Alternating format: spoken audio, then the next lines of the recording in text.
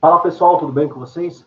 Sou o professor Fábio, sou professor de Geografia dos 8º anos da Escola Generoso e também da Ordânia.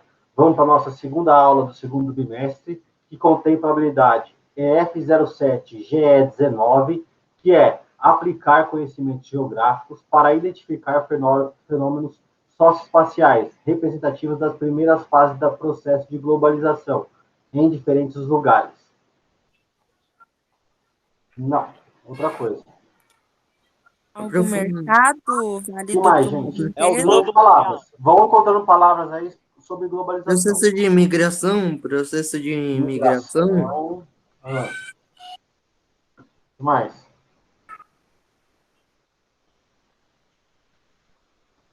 Processo, imigração. Vamos, gente, eu preciso de ideias. Eu estou falando sobre a palavra globalização. Comércio. Comércio. Ó, Econômica e social. Como? Econômica e social. Não entendi. Econômica e social. Economia? Sim. Social. E mais?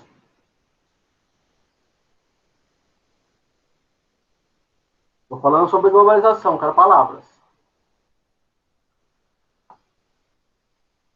Cultura e política. Cultura.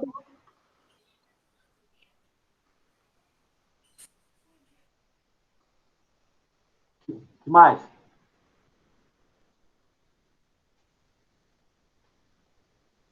Vamos, gente.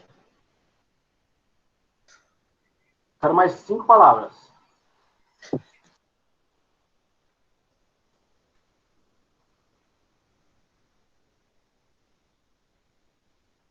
É uma espécie de mercado Mercado financeiro mundial? financeiro. Que mais?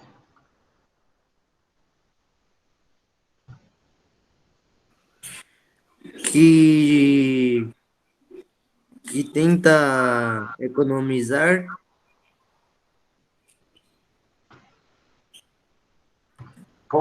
Reduz o custo dos meios de transporte.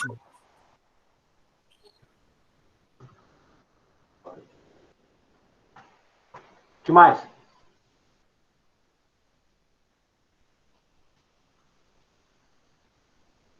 E comunicação de países. Não entendi. E comunicação de países. Então, essa comunicação de país a gente pode trocar por...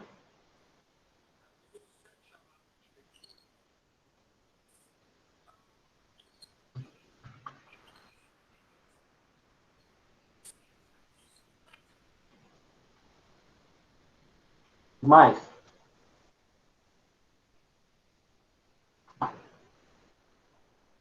Vamos, gente. Só eu preciso de mais uma palavra.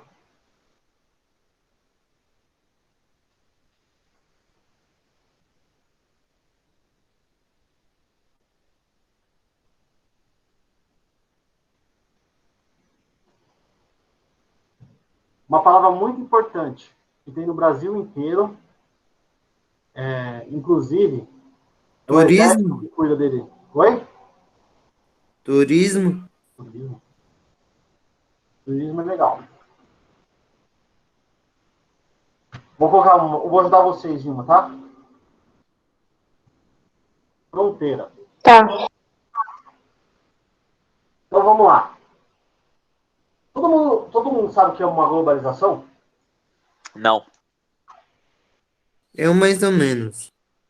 O que você acha que é, Gabriel?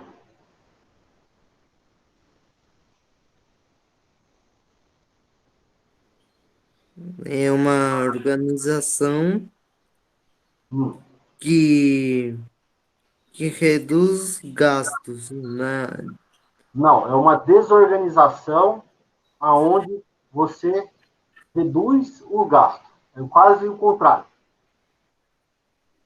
Basicamente, é o fim das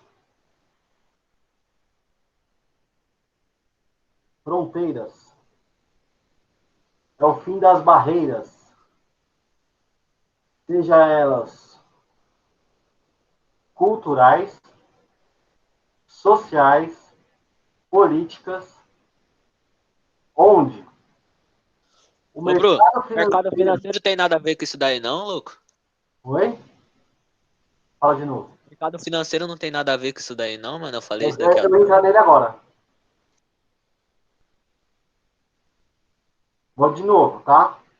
A globalização é a quebra das fronteiras,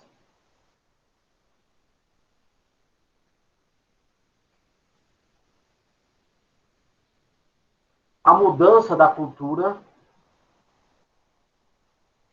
a mudança da política, a mudança do social, onde o mercado financeiro vai ser a cabeça central de tudo isso. E a economia vai ditar as regras do jogo. Por quê? Porque os meios de transportes facilitam uma economia mais planificada, uma economia mais aberta, onde você consegue comprar produtos mais baratos em todos os lugares do mundo, onde você consegue fazer turismo e reconhecer pessoas em diversos lugares do mundo, onde os diálogos internacionais fazem parte do dia a dia para você conseguir fazer comércio, para você ter um processo de fabricação mais ágil para atender a sua demanda, onde, principalmente, o Estado, a nação, perde força. Professor, o que seria esse Estado-nação? Seriam países como o Brasil, países como a Inglaterra, países como a França, cada vez mais veem as suas fronteiras sendo reduzidas a meros lembretes. Por que meros lembretes? Porque elas não são tão mais importantes quanto eram no passado. Hoje, as pessoas fazem comércio com o mundo inteiro, têm diálogos o dia inteiro com outras pessoas do mundo. Muitas vezes vão a um país e voltam no outro. A União Europeia, você consegue, por exemplo, andar de trem em todos os países do continente. Então, por exemplo, na Europa, aquelas fronteiras que delimitavam um país e outro se tornaram apenas uma formalidade. Eu vou provar isso para vocês.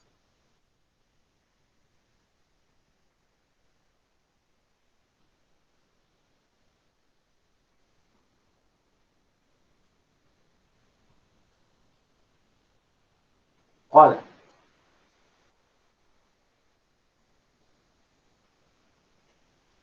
agricultor belga muda sem querer fronteira com a França.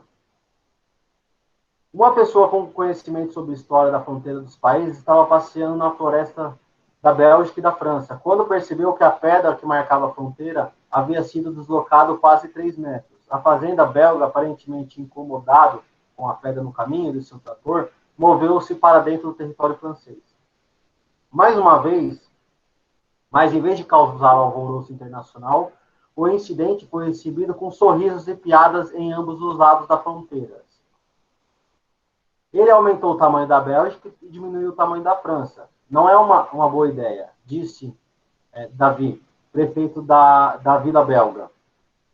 No passado, esse tipo de mudança causaria uma dor de cabeça enorme entre os proprietários das terras privadas, ressaltou também entre os estados vizinhos. Vocês percebem a mudança de pensamento que isso representa? É basicamente dizer que aquela região ela é demarcada apenas por praxe, e isso não é tão mais importante. O que é importante é que essa região ela é um vai e vem de comércio. O mundo hoje ele é um vai e vem de comércio. onde cada vez mais o Estado apita menos e mais a oferta e a procura vão tomando conta do mercado. A lei da oferta e da procura é aquela lei onde você diz que a pessoa que precisa de mais paga mais por aquilo, a pessoa que não precisa daquilo paga menos por aquilo. Lei da oferta e da procura. Lei da economia. Vocês vão entender isso mais para frente. Mas a globalização, ela tomou conta do mundo de uma tal forma que os acordos entre os países de livre comércio fazem com que o mundo gire em torno disso, do dinheiro, e não mais na questão do pertencimento, da questão da cultura. Você ainda tem as culturas nacionais, por exemplo, o brasileiro gosta de feijoada, o mexicano gosta do taco, o americano gosta do hambúrguer, o japonês gosta do sushi. Só que cada vez mais você encontra um restaurante mexicano aqui em São Paulo. Cada vez mais você encontra um mexicano indo para um restaurante mexicano. São essas mudanças que vieram com a globalização. E essa globalização, ela ocorreu ao longo de muitos e muitos anos. Inclusive, a gente vai falar agora sobre as fases da globalização. A globalização ela vai nascer de fato quando as pessoas começam a produzir comércio. Quando as pessoas começam a produzir produtos em excedente e começam a fazer trocas entre elas. Mas a globalização ela vai se tornar realmente verdade quando as pessoas começam a se locomover de um lugar para o outro para realizar transações. Vocês vão conhecer ao longo da história algumas rotas super importantes na pré-história. Uma delas chama-se Rota da Seda. É uma rota que começa lá na Europa, passa por toda a África e vai parar só na China, passando por países como Israel, Síria, depois a gente tem toda a Mongólia, até chegar lá na China, lá em Xangai. Essa Rota da Seda, ela fazia o deslocamento de pessoas que levavam e buscavam mercadorias, que faziam comércios com o mundo inteiro, e que foi a primeira etapa da globalização, que é justamente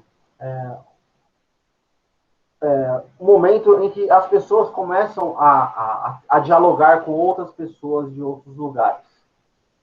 Mas, durante a Idade Média, em que a sociedade europeia viveu meio que um atraso social, graças às ideias da Igreja Católica, que se baseavam apenas no livro bíblico, esse comércio ele deu uma parada.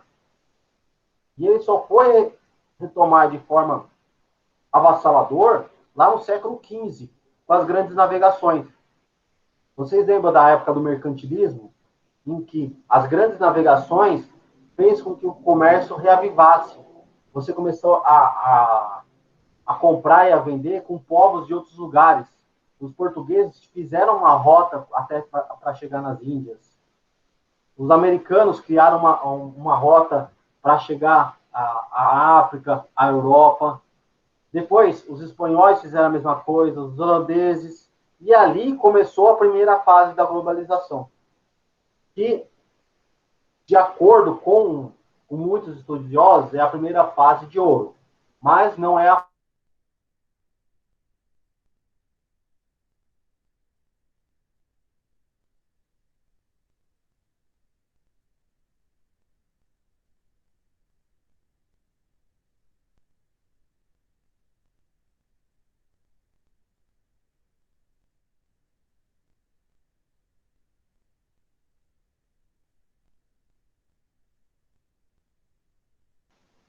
Estão me ouvindo?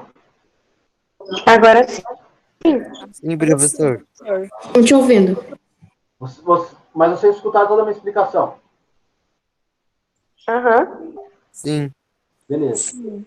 Agora, vocês já entenderam que a primeira fase do processo de globalização nasce com o comércio lá na pré-história, com aquelas rotas internacionais, Eu vou pôr aqui na tela um pouco sobre a Rota da Seda, só para vocês visualizarem o que era.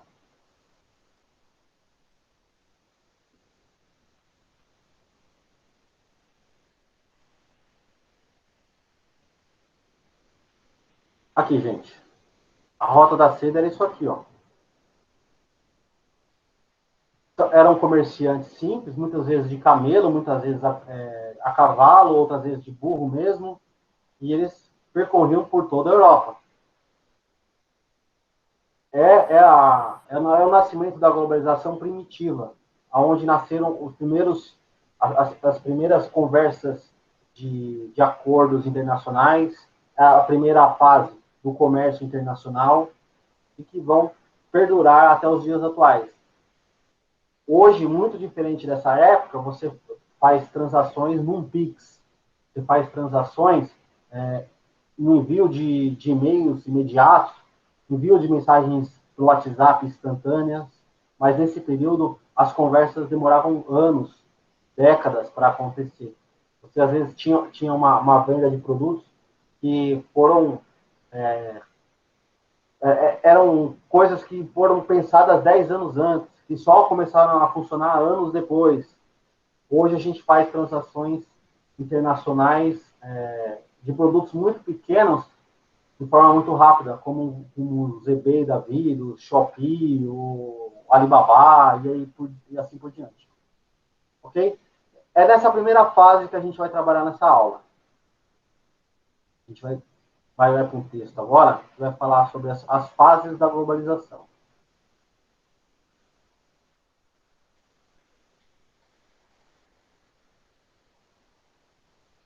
Alguém pode ler, por favor? Professor, posso ler? Pode.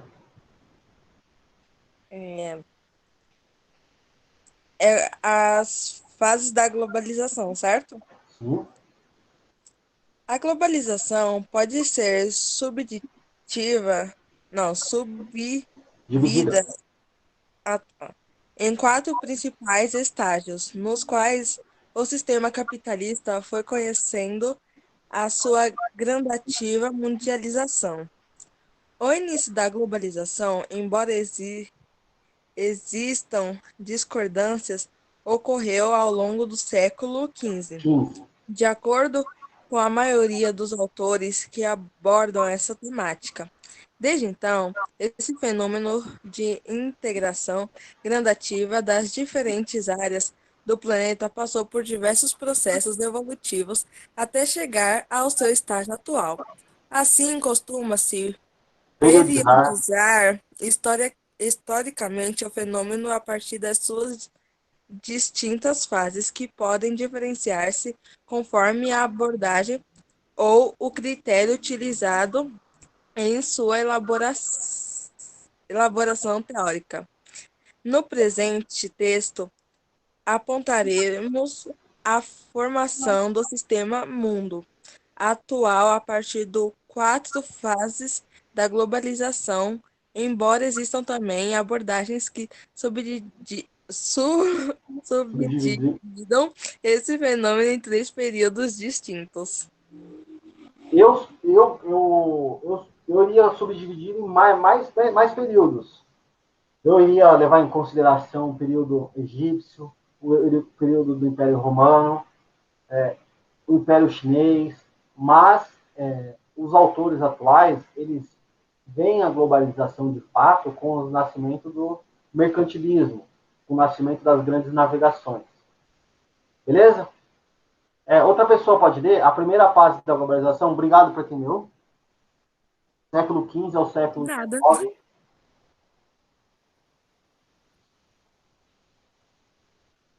Vamos, gente. Preciso de alguém que leia. Posso ler, professor? Pode, por favor. Podemos dizer que o início da globalização ocorreu com a expansão marítima europeia, responsável por uma transformação gradativa da estrutura social da época. Anteriormente, não pode-se dizer que havia uma globalização, uma vez que o predomínio era de um isolamento nas sociedades e economias relativas autônomas e pouco ou nada integradas entre si. Tá, só um pouquinho. Espera só um pouquinho. Vamos voltar para essa época do século XV e século XIX. Quem financiou as grandes navegações foi os impérios. Seja ele espanhol, seja ele português, seja ele alemão, seja ele holandês. Esses impérios, eles detinham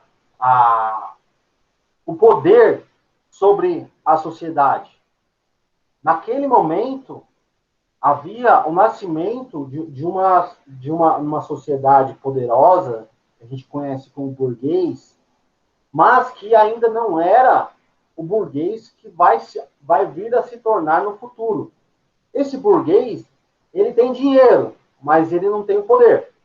Ele consegue pensar em comércio, ele consegue pensar em realizar grandes trocas, grandes processos, mas ele só consegue fazer isso com a autorização do rei. Então, essa sociedade do século XV ainda é dominada pelos reis, pelos reinados. E a esses reis, eles prestam contas. Esses burgueses, eles começam a ganhar força, mas isso vai perdurar por muitos séculos ainda. Eles ainda, naquele período, ainda resguardam um processo atrasado da Idade Média, que fez com que o comércio quase acabasse na Europa. O comércio que se realizava entre o século V até o século XV era de troca de escambo, troca de um produto por outro. O Renascimento, aquele Renascimento do Leonardo da Vinci, é o Renascimento comercial. É o Renascimento nas Cruzadas. As Cruzadas, para quem não sabe, foi uma guerra santa entre os europeus e o pessoal do Oriente Médio, onde eles queriam dominar a Terra Santa, que é Jerusalém, e essa guerra fez com que ocorresse a necessidade de se fazer comércio para atender a demanda de fome, de roupa, de armas daquela guerra. Então, o renascimento da Europa, ela é baseada em uma guerra que vai transformar algumas pessoas ricas. Essas pessoas ricas vão começar a pensar em um outro comércio pós-guerra, porque a guerra acaba, eles têm que fazer dinheiro de uma outra forma. É aí que nasce a ideia de se fazer comércio com outros lugares para atender algum tipo de demanda na Europa. Aí a gente lembra do tempero asiático, comércio de tudo quanto é tipo de coisa. Então, são fases do atraso na Idade Média para o recomeço do comércio a partir do século XV. Pode continuar.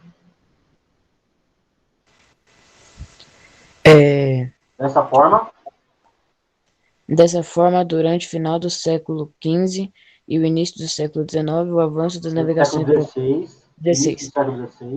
O avanço das navegações europeias consolidou então a implosão do sistema mundo vigente, uma vez que os meios de transporte e comunicações conheceram seus primeiros grandes avanços, rumo à total integração dos mercados internacionais. Continua? Continua. Com efeito, a busca de novos mercados, e principalmente por matérias-primas, como especiarias e metais preciosos, incentivou os navegadores europeus a buscarem novas terras e também novas rotas para diferentes mercados. O exemplo foi a busca pelas Índias, por novos caminhos após a tomada da Constantinopla pelos turco-otomanos. Esse momento da história que ele está falando é o seguinte, é a época do mercantilismo, aonde você retoma o comércio e também busca aqueles materiais preciosos, ouro, prata, diamante, que você vai encontrar nas Américas, ali na região dos astecas, dos incas, dos maias. Mas também ele está falando que a queda de Constantinopla, que é um marco histórico porque acaba a Idade Média, fez com que você conseguisse comercializar cada vez mais com aquele povo asiático, que era onde você retirava as especiarias. Você, através da queda de Constantinopla, começou a comercializar com vários e vários povos da região que estavam, assim como os europeus, subvenientes a esse poderio do Império Constantinopla, que é o Império Romano do Oriente. O Império Romano do Oriente impossibilitava que as pessoas da Europa fizessem comércio com o pessoal do Oriente. E a queda de Constantinopla marca o fim da Idade Média e marca o nascimento de um comércio internacional entre Europa e Ásia. Vai lá, em resumo.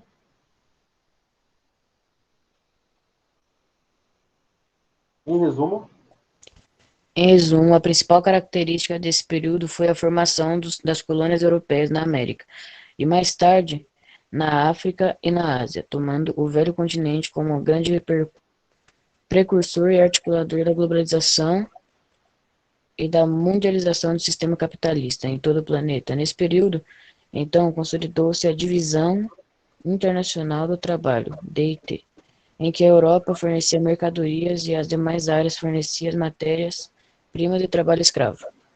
Então, vocês lembram, quando eu falo para vocês, daquele comércio triangular entre Europa, África, América? Esse período ele é marcado por quê? Pela conquista de terras. Você conquistando terras, você consegue produzir matéria-prima para atender as suas primeiras indústrias. Você consegue explorar a terra para ver se você acha essa riqueza de ouro, prata, como é o caso do Brasil, que foi encontrar em Minas Gerais, como é o caso dos espanhóis que encontraram na região central das Américas, que encontraram na onde fica Joanesburgo, na África do Sul, e quem encontrou foram os ingleses junto com os holandeses. Eles procuraram riquezas em todos os lugares do mundo, mas, ao mesmo tempo, nasce, no final desse período, a ideia da divisão internacional de trabalho, que é você mandar matéria-prima para a Europa, que vai transformar aquela matéria-prima em outro produto e vender para as sociedades. E esse pensamento, no final do mercantilismo, vai gerar a segunda fase da globalização. Outra pessoa, por favor, a segunda fase da globalização. Posso eu? Pode. A segunda fase da globalização, meados do século XIX, 19 meados até do o meado do século século XX. XX. Com a expansão, Com a expansão da dominação colonial europeia sobre territórios da Ásia e principalmente da África, além da consolidação do processo de industrialização no continente europeu. A globalização entrou então em uma nova fase. Nesse período houve então a formação daquilo que se dominou por capitalismo industrial, além de se formarem as bases para a instauração do capitalismo instauração financeiro. do capitalismo financeiro. Espera só um pouquinho. Lembra que eu falei para vocês que eles começaram já no final da primeira fase a pensar na ideia do envio de matéria-prima para a Europa, a pensar em fazer comércio com outros lugares. Nossa, Mas, ao mesmo tempo que isso aconteceu, eles começaram a perceber que era muito mais vantajoso ele produzir roupa do que comprar roupa da Ásia e revender na Europa. Era mais vantajoso eles produzirem, com a Revolução Industrial, milhares e milhares de produtos lá e revender para os outros países do que apenas comercializar. A ideia da necessidade da matéria-prima também fez com que a globalização se expandisse. Por quê? Porque cada vez mais você precisava de algodão de outros lugares, você precisava de café, por exemplo, do Brasil, para manter os novos trabalhadores da globalização acordados para poderem trabalhar. Observe, é uma mudança de pensamento. As pessoas antes, elas trabalhavam no campo. Elas saem do campo e vão para dentro das fábricas. E quando elas vão para dentro das fábricas, elas precisam de um estímulo. O estímulo é esse, é o café.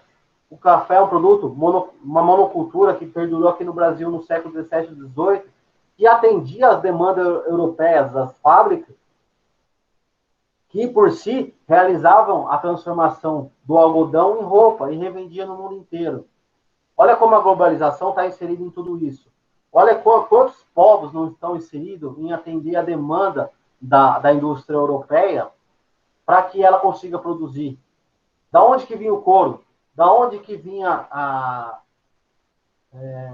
da onde que vinha, por exemplo, as fibras, o milho, o arroz, o feijão? Tudo isso fez com que você necessitasse conversar com outros povos, começasse a entender outros povos, a dialogar, a criar comércio, a criar estrutura para que aquilo acontecesse, tirar informações através de novas tecnologias e assim por diante. Vocês estão conseguindo acompanhar, gente? Essa segunda Sim, fase? professor. É uma fase em que a Europa se torna industrial e o mundo acompanha com ela essa mudança.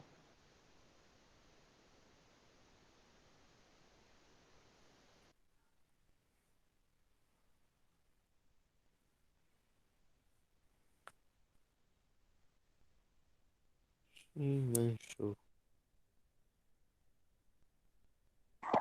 Ué, cadê o prof?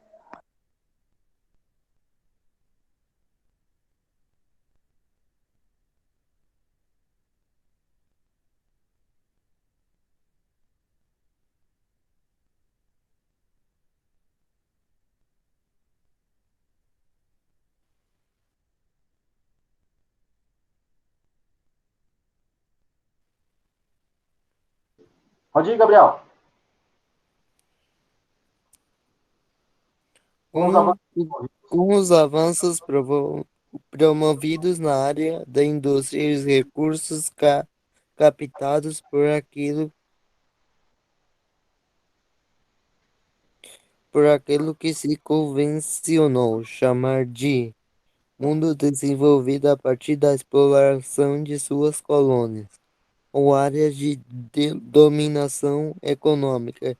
Os sistemas de transporte e comunicação ampliaram-se, havendo a criação e difusão de ferrovias, telégrafos, sistemas de telefonia,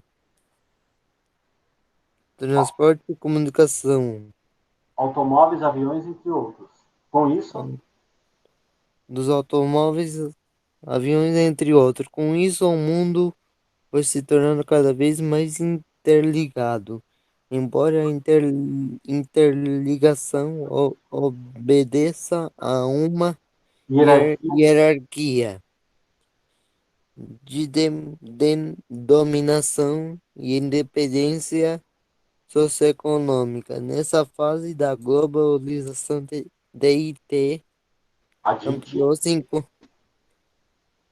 ampliou-se enquanto os países desenvolvidos produziam e forneciam produtos industrializados, as colônias e países subdesenvolvidos limitavam-se ao fornecimento de produtos primários.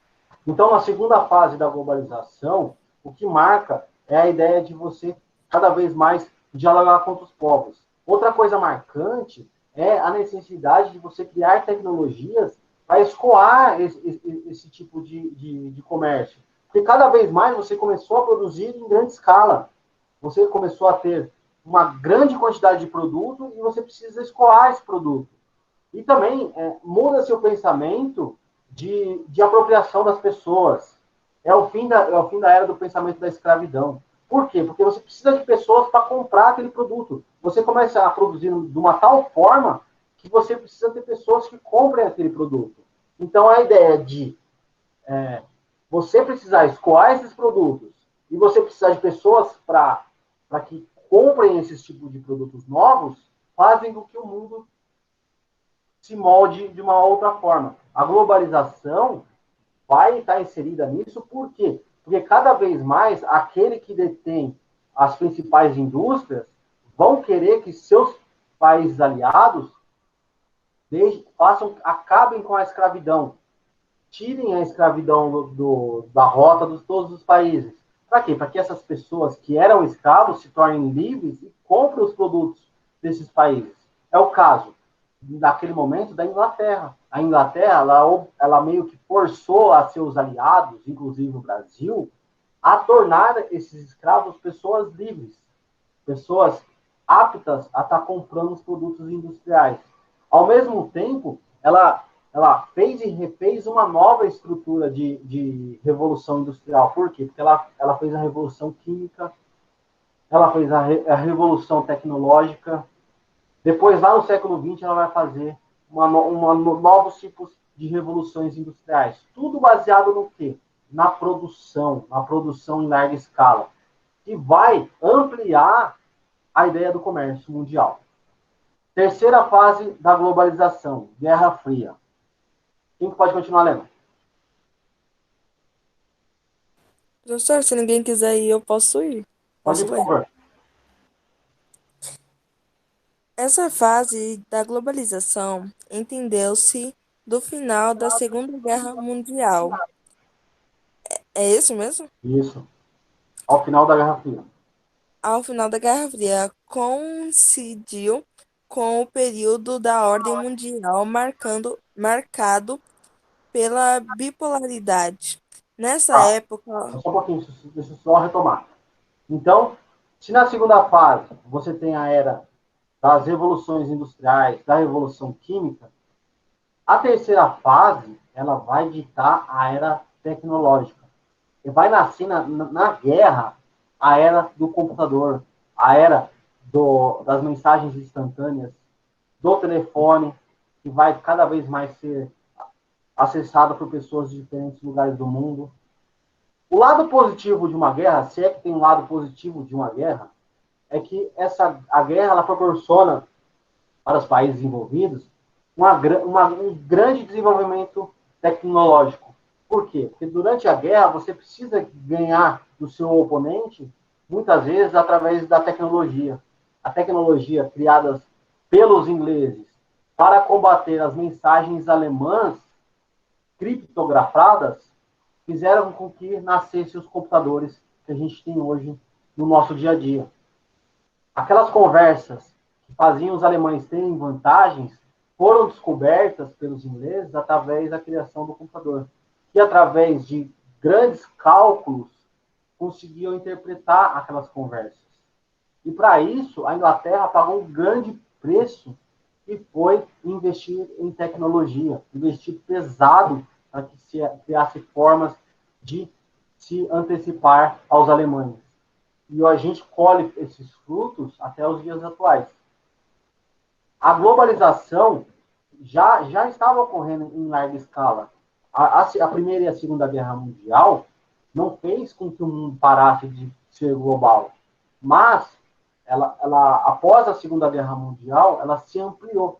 Porque se você já tinha técnica, se você já tinha o conhecimento, se você já tinha as ideias do comércio e a tecnologia já estava em larga escala, com o final da Segunda Guerra Mundial, você trouxe algo muito mais importante, que foi as tecnologias capazes de se conversar com o mundo inteiro de formas instantâneas.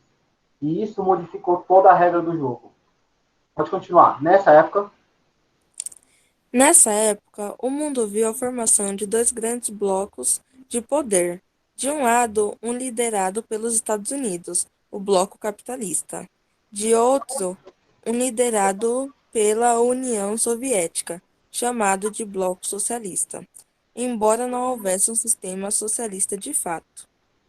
Se, por um lado, a Guerra Fria gerou muito pânico no mundo a respeito de uma suposta guerra nuclear, por outro, esse período foi marcado por grandes avanços na área tecnológica, principalmente em razão da corrida Armamentista.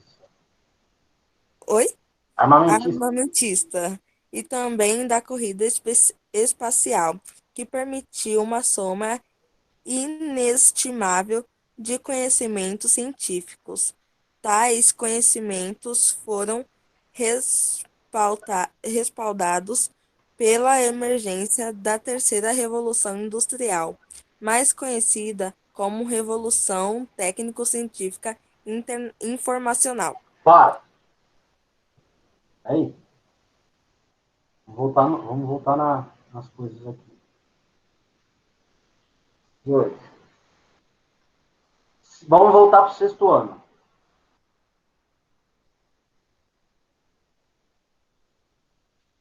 Ele falou em terceira revolução industrial, certo? Sim. Técnica. Quando o ser humano adquiriu a técnica, gente? A gente está falando de revolução industrial, né?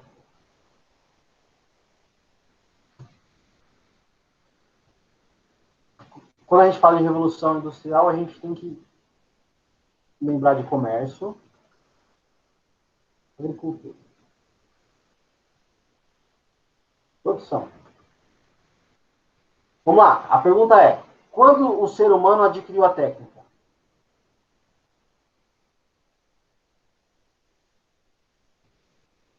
Vamos, gente.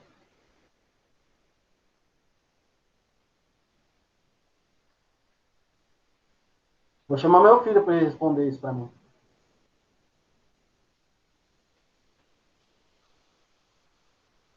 O ser humano, ele passa a adquirir... Vocês estão me ouvindo? Gente, vocês estão me ouvindo? Sim. O ser humano passa a adquirir a técnica quando ele começa a dominar a agricultura. O que seria esse dominar a agricultura? Plantar e Colher? colher. Logo, o ser humano ele deixa de ser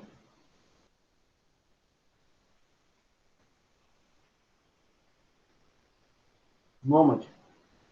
Deixa de coletar e caçar apenas. E passa principalmente a Produzir seu próprio alimento.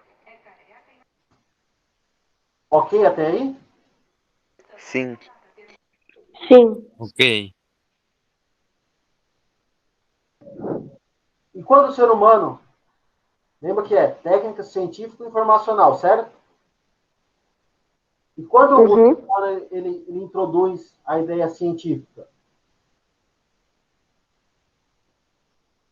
Na Revolução Industrial. segunda revolução industrial, conhecida como Revolução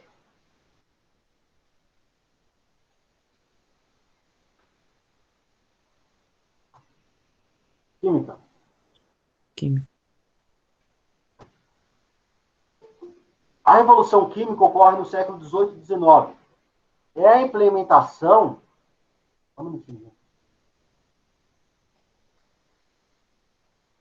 É a implementação da ideia de se produzir mais e com menos uso de espaço.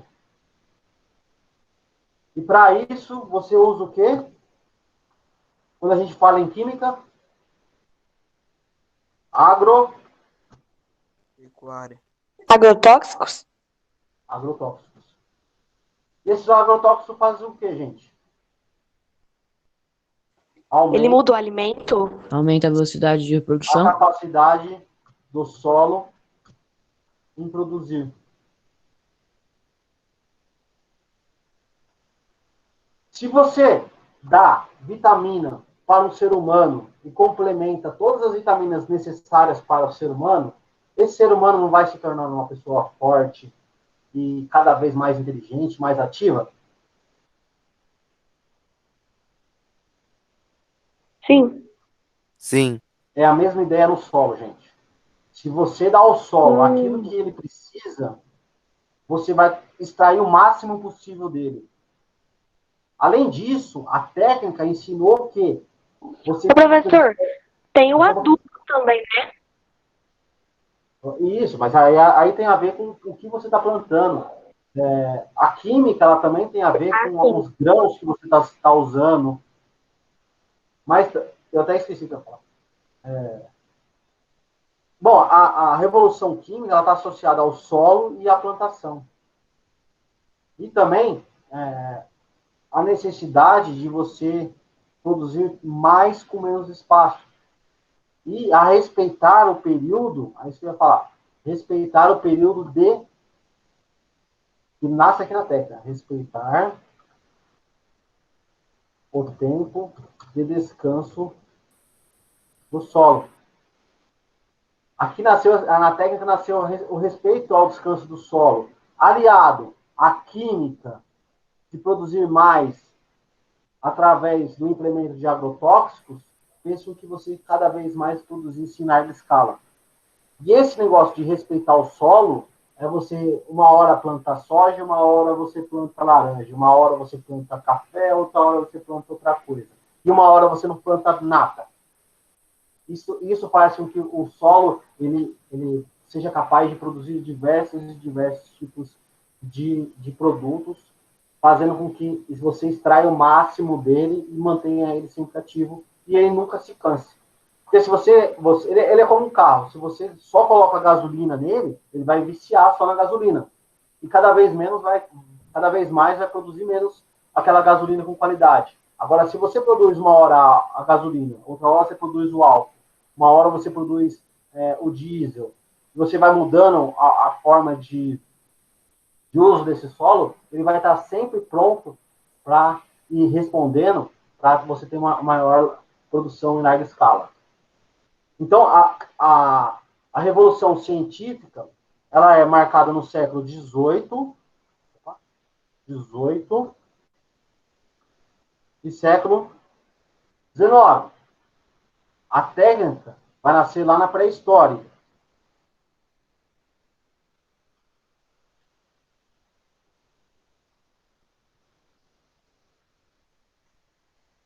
Já a informacional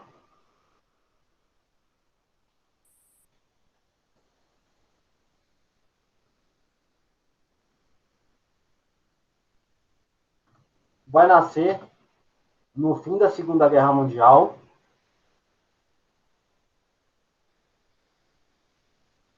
com a era dos computadores. E isso vai fazer toda a diferença, gente. Voltamos para o texto.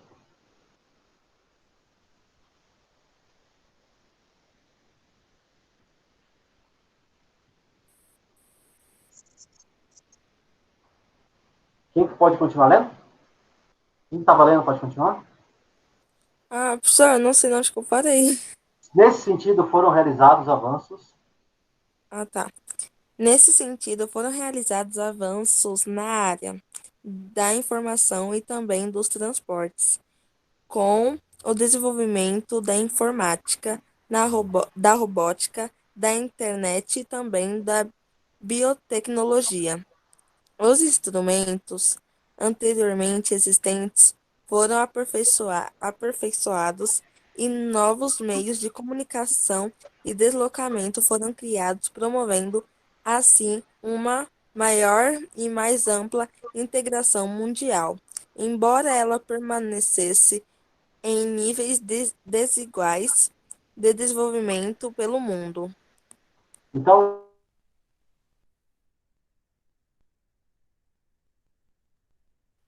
Professor, sua internet está travando?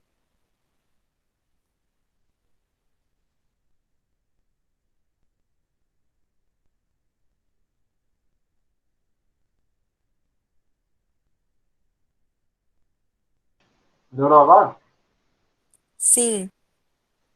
Então, essa terceira fase está ligada com a ideia de que você consiga cada vez mais realizar processos muito rápidos. Você consiga estabelecer prazos muito rápidos para para realizar negócios. Vamos lá? Quarta fase. Vou compartilhar a tela aqui.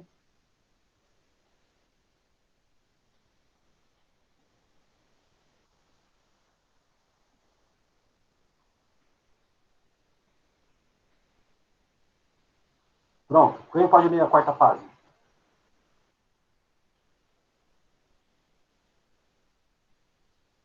É o professor. Pode ler. A quarta fase da globalização de 1989. Um minutinho, Gabriel. Você já leu. Outra pessoa. De uma outra pessoa, gente. Vai, Gabriel. O outro Gabriel que acabou de assobiar.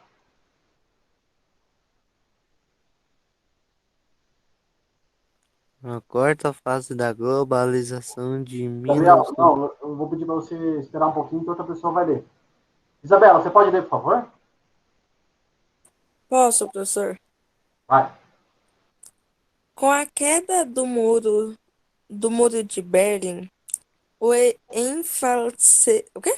O Esfacelado. esfacelamento da URSS e o fim da Guerra Fria, Espera só o um mundo minutinho. entrou, Com a queda do Muro de Berlim, o esfacelamento, o enfraquecimento da União Soviética e o fim da Guerra Fria, o mundo entrou em uma nova ordem mundial. E a globalização também passou a um novo estágio. Isso porque houve, então, um avanço do sistema capitalista para todo o mundo, incluindo os países do então chamado Segundo Mundo, ditos socialistas ou de economia capitalista planificada.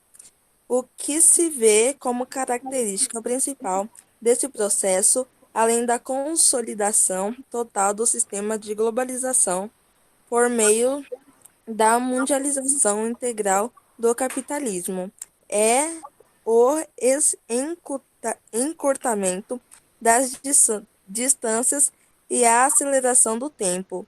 Quando falamos em encurtamento, referimos-nos à forma com que os sistemas de transporte conseguem alcançar grandes distâncias em pouquíssimos tempo. Já, não pode continuar. já a aceleração do tempo refere-se à velocidade com que novas tecnologias surgem e são rapidamente melhoradas ou substituídas. O sistema Só um minutinho, financeiro. agora para. Só um Tá. pouquinho, por favor.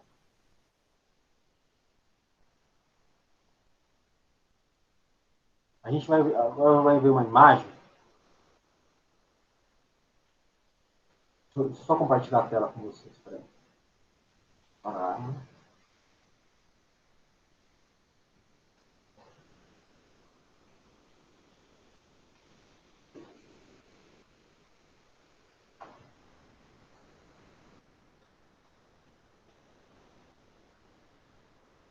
Só um minutinho, gente.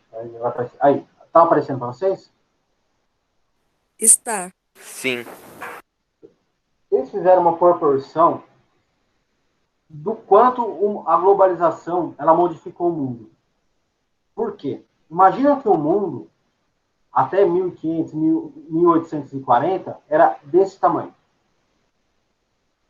Ou seja, o mundo era enorme. Mas a tecnologia implementada nos primeiros navios, nos primeiras formas de comércio mais rápido do mundo, fez com que o mundo diminuísse. Por quê? Porque você cada vez mais realizava negócios, você cada vez mais enviava mercadorias muito mais rápidas. Então, se antes a velocidade da carruagem e dos barcos eram 16 quilômetros, em 1850 a velocidade das locomotivas a vapor já estavam a 100 quilômetros por hora. Nos anos 50, os jatos e passageiros já conseguem andar a 480, 640 quilômetros. Atualmente, jatos e passageiros andam a 1.100 quilômetros. O que isso indica? Indica que hoje você consegue fazer do mundo algo muito pequeno, algo muito rápido de se realizar negócios, de se enviar mercadorias. O que antes você fazia e demorava muito tempo, hoje você faz muito rápido. A globalização trouxe isso de bom para a gente. A gente consegue, por exemplo, assistir notícias ao vivo do que ficou marcado como uma nova era, que foi o 11 de setembro, aonde as pessoas de todos os lugares do mundo assistiram ao vivo a explosão de um avião num prédio internacional.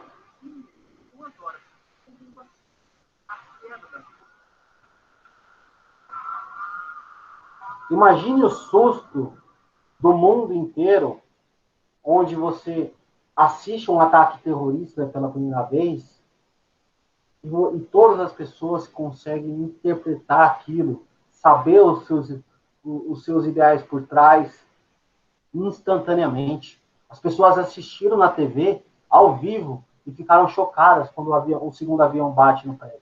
O primeiro não estava ao vivo. O primeiro, as câmeras rapidamente pegaram aquele acidente. E aí, imagine, uma cobertura normal, aconteceu um acidente aqui, a gente não sabe o que é, mas o segundo, as TVs estavam ao vivo mostrando o primeiro prédio atingido. Aquilo ficou marcado por quê? Porque foi a primeira vez que o mundo se deparou com a globalização de fato. O fato era ao vivo, o fato era instantâneo, a mensagem do WhatsApp era instantânea, e assim o mundo mudou naquele 11 de setembro de 2001.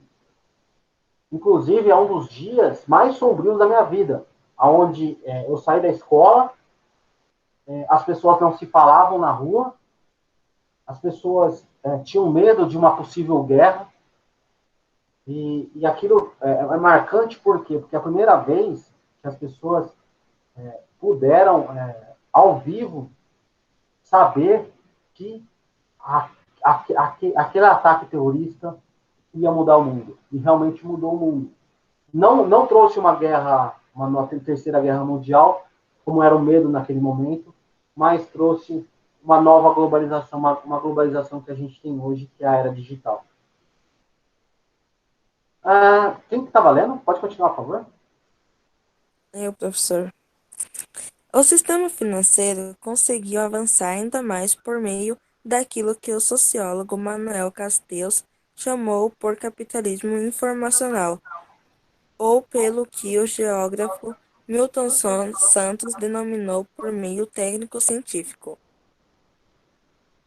Informacional.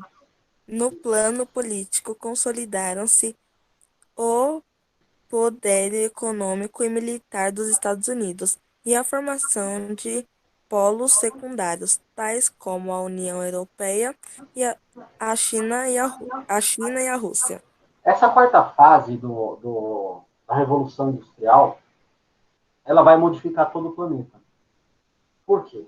Se na primeira fase você tem a era mercantilista, a segunda fase você tem o nascimento das primeiras indústrias europeias, a terceira marca a química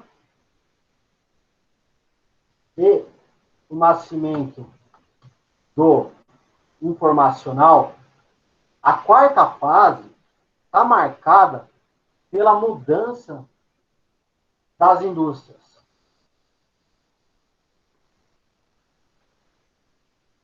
Por que mudança das indústrias, professor? Porque ela passou da Europa e dos Estados Unidos para os países subdesenvolvidos. Isso porque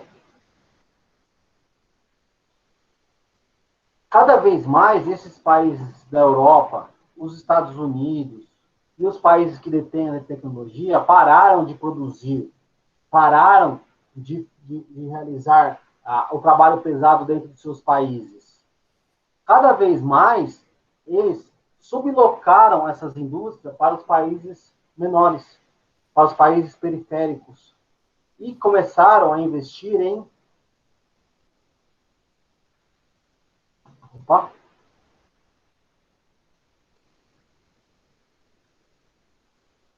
tecnologia. Os países ricos hoje investem em tecnologia e ganham dinheiro em cima dos royalties. Todo mundo sabe o que é royalty, gente? Sei não, professor.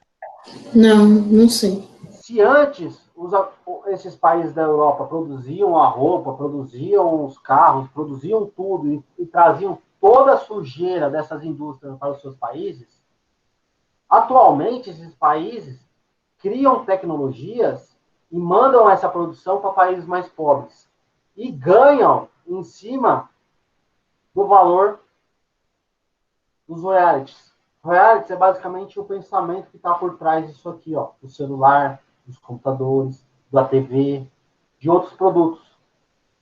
Por quê? Uma parte daquilo que você paga pelo celular é royalty. E esse royalty não vai para quem produziu ali na Zona Franca de Manaus. Não vai para a indústria ali da Mercedes em São Bernardo. Vai para a pessoa que pensou esse produto lá na Europa, lá na Mercedes, na fábrica dela da Mercedes da Europa. Esse dinheiro que você paga em cima do celular, mais de 80% vão para fora do Brasil. Para onde? Para quem pensou isso aqui. A indústria que fica aqui no Brasil, ela só está com a carcaça. A ideia por trás de quem pensou isso aqui é o que realmente vale. E a gente pode colocar isso em eletrodomésticos, a gente pode colocar isso em elétricos portáteis, a gente pode colocar isso em carros, motos, aviões. Quem ganha mais é aquele que pensou, aquele que investiu em tecnologia. Quem que ganha mais? O brasileiro que coloca as vacinas dentro dos potes, ou o chinês que pensou na vacina e manda para o brasileiro o insumo necessário para se fazer a vacina? O chinês. Isso serve para todos os tipos de produtos. A mudança da quarta fase está relacionada à forma dos países europeus, dos países tecnologicamente mais ricos do mundo, lidarem com a economia. Hoje, eles pensam o produto e mandam para os lugares mais pobres do mundo para se produzir. Por quê? Porque ali a mão de obra é mais barata. Ali ele vai pagar menos para o produto ser produzido. Assim funciona com a Nike, com a Adidas, tudo pensado na Europa, tudo pensado nos Estados Unidos, e fabricado na Tailândia, fabricado na Indonésia, fabricado na China. Por quê? Porque lá você vai pagar a mão de obra muito mais barata. O custo do país é muito mais barato do que se você fosse produzir, por exemplo,